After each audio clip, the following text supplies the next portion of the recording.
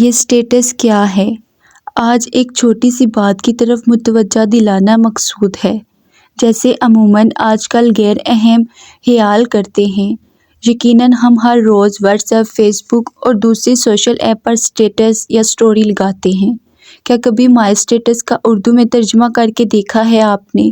یقیناً نہیں، کیونکہ اگر ترجمہ کیا ہوتا اور آپ کو اس کا مطلب آشنا ہوتا تو آپ کبھی بھی سٹیٹس لگانے پر ناچتی لڑکیوں کی ٹک ٹاک نہ لگاتے۔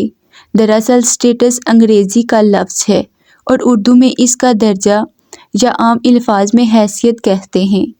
اسی طرح مائی سٹیٹس کا مطلب ہوا میری حیثیت، اور جب آپ سٹیٹس پر گانے اور ناچتی لڑکیوں کی ویڈیو لگاتے ہیں تو اصل میں آپ اپنی اوقات اور حیثیت کو متعارف کروا رہے ہوتے ہیں۔ سب سے بڑی بات اس میں یہ ہے کہ آپ کا لگایا ہوا گانا، فوٹو جتنے لوگ دیکھیں گے، ان دیکھنے والوں کے آپ کے نامہ اعمال میں گناہ درج کیے جاتے ہیں۔ مثال کے طور پر آپ کا سٹیٹس 20 بندوں نے دیکھا تو 20 گناہ ان 20 بندوں کو جہاں مل رہے ہیں، وہیں پر آپ اکیلے کو ان کے 20 اگٹھے گناہ پہنچ رہے ہیں۔ چاہے آپ کوئی برائی چھوڑ کر قبر میں بھی چلے جائیں، وہاں پر بھی آپ کے گناہوں سے مستقل اضافہ ہوتا رہے گا۔ اس لیے اس گناہ جاری سے بچنے کے بھرپور کوشش کیجیے۔ اللہ کریم ہمیں نیکی کرنے اور نیکی کو پھیلانے کی توفیق عطا فرمائے۔ سوشل میڈیا پر سیڈ پوئٹری یا سیڈ سانگ سٹیٹس لگانے والوں سے ایک ریکویسٹ ہے کہ اس طرح کے سٹیٹس سے کیا آپ کی محبت اور مضبوط ہو جاتی ہے؟ کیا ایسی حرکتیں کرنے سے ہمیں سکون مل جاتا ہے؟ بلکہ نہیں، ان حرکتوں سے ہم اپنا معاشرہ خود اپنے ہاتھوں سے خراب کر رہے ہیں۔ آج ہم اپنے ارد گرد نظر دوڑائیں تو دیکھیے کہ 15-13 سال کے بچوں کو بھی دنیا کی محبتوں کا بخار چڑھا ہوا ہے، جس کو ابھی تک یہ پتہ نہیں کہ محبت کسے کہتے ہیں۔ وہ بھی میڈیا پر آ کر سٹیٹس کے ذریعے بتا رہا ہوتا ہے کہ فلاں نے مجھ کو دھوکہ دیا اور میرا دل ٹوٹ گیا۔ آج بچوں سے لے کر بڑوں تک نظر دوڑائیں تو پتہ چلتا ہے کہ ہر انسان ڈپریشن میں ہے، اور جس کی وجہ آپ اور میں ہوں۔ جی ہاں، آپ اور میں، کیونکہ انسانی فطرت ہے کہ انسان ماحول کا برا اثر لیتا ہے۔ تو آج جو ہم میڈیا پر گندگی پھیلا رہے ہیں پیار اور محبت کے نام پر، جس سے صرف بے حیائی پھیل رہی ہے، سب بھائیوں اور دوستوں سے گزارش ہے، میڈیا پر کچھ شیئر کرنا ہی ہے تو اللہ کی محبت کی پہچان کروائیں لوگوں سے، اور اس کے رسول حضرت محمد صلی اللہ علیہ وآلہ وسلم کی زندگی کے بارے میں بتائیں، جس سے ہماری اور ہماری آنے والی نسلوں کی دنیا اور آخرت سنور سکے۔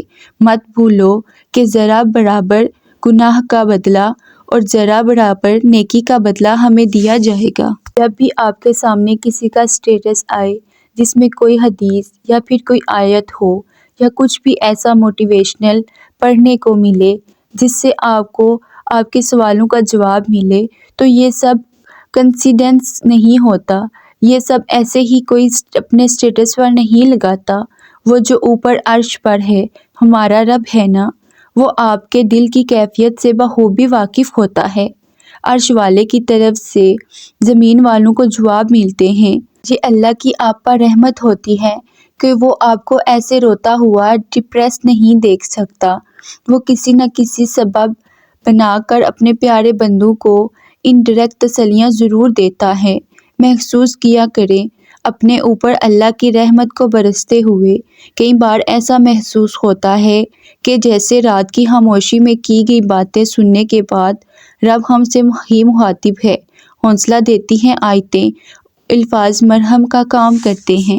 آپ کا واٹس ایپ اور انسٹاگرام کا سٹیٹس دیکھنے والا 30 سیکنڈ تک آپ کو اپنا وقت سپرد کر دیتا ہے۔ اب یہ آپ پر ہے کہ آپ اس کے بدلے اس کو نیکی کروائیں یا گناہوں میں پھنسوانے کا سبب بنیں۔ ہمیشہ یاد رکھیں، قیامت کے روز ذرے ذرے کا حساب ہوگا۔ قبر میں موبائل کی روشنی چاہیے یا قرآن مجید کی؟ بھلا ایسا کیسے ہو سکتا ہے کہ دنیا میں تو ہر وقت ہمارے ہاتھوں میں موبائل ہو اور قبر میں قرآن کا ساتھ مل جائے؟ قبر میں بھی وہی ملے گا جس کو ہم نے دنیا میں ٹائم دیا ہوگا۔ دنیا میں ہی قرآن کو اپنا دوست بنا لیں۔ قیامت کے دن قرآن اپنے پڑھنے والے اور عمل کرنے والوں کے حق میں سفارش بن کر آئے گا۔ جتنا آن لائن ہوتا جا رہا ہے، انسانیت اتنی ہی آف لائن ہوتی جا رہی ہے۔ رشتوں سے اصل محبت ختم ہوتی جا رہی ہے۔ موبائل پر کچھ اور ہے اور حقیقت میں کچھ اور۔ دوگلا پن دباؤ کی طرف پھیل رہا ہے، لہٰذا بچ کے رہیں۔